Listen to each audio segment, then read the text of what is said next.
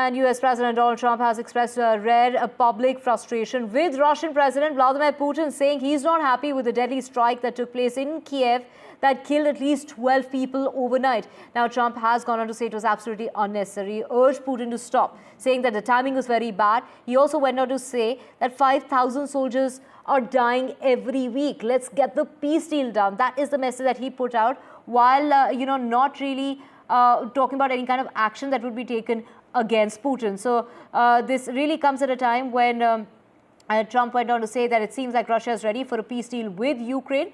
But the strikes mark the deadliest assault on the Ukraine capital, we're talking about Kyiv, in months, and has also come amid growing pressure on Ukraine to accept land concessions in a potential peace deal. To know more on this, let's just get in our guest who's joining us this morning, Robert Moran.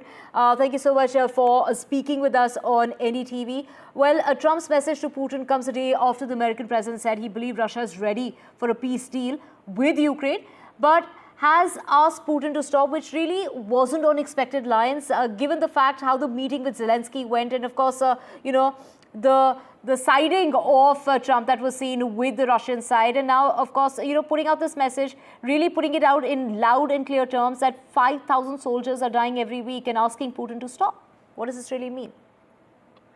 So what's happening here is that the Trump administration wants to pivot the American military towards a much stronger posture in Asia relative to China. They want to wind down this war in Ukraine, and the president ran on ending the war in Ukraine. The problem that the president has, and he's in a tough spot, is that Putin wants to push as much as he can on the battlefield to get the strongest concessions possible for a final deal. The challenge here is that at some level, the Americans probably needed to escalate in order to get Putin to the table to an advantageous deal.